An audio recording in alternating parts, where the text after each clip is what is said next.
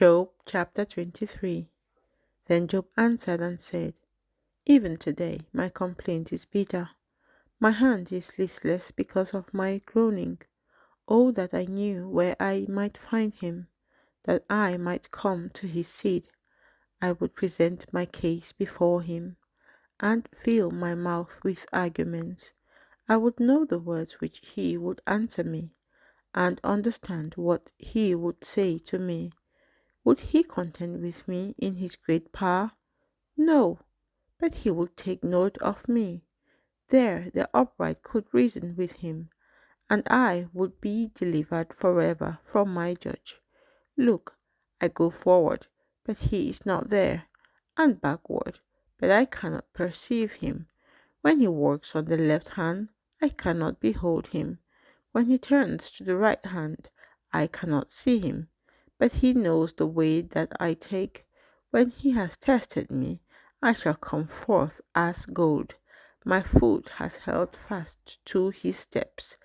I have kept his way and not turned aside.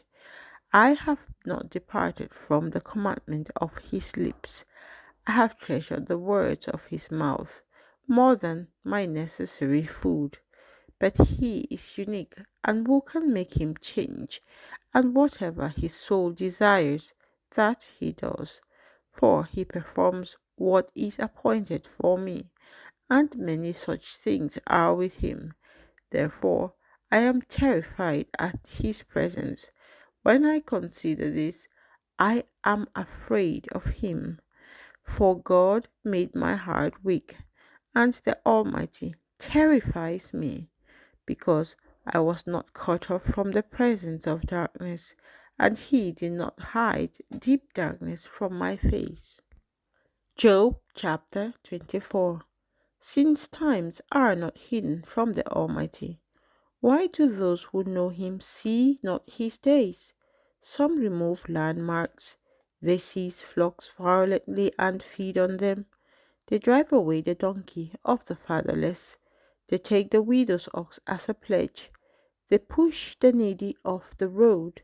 All the poor of the land are forced to hide. Indeed, like wild donkeys in the desert, they go out to their work searching for food. The wilderness yields food for them and for their children. They gather their fodder in the fields and glean in the vineyards of the wicked. They spend the night naked without clothing, and have no covering in the cold. They are wet with the showers of the mountains, and huddle around the rock for want of shelter. Some snatch the fatherless from the beasts, and take a pledge from the poor. They cause the poor to go naked without clothing, and they take away the sheaves from the hungry. They press out oil within their walls, and tread winepresses, yet suffer thirst. The dying groan in the city, and the souls of the wounded cry out, yet God does not charge them with wrong. There are those who rebel against the light. They do not know its ways, nor abide in its paths. The murderer rises with the light. He kills the poor and needy, and in the night he is like a thief.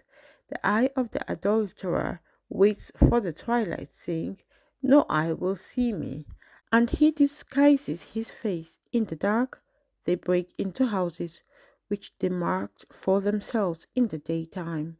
They do not know the light, for the morning is the same to them as the shadow of death.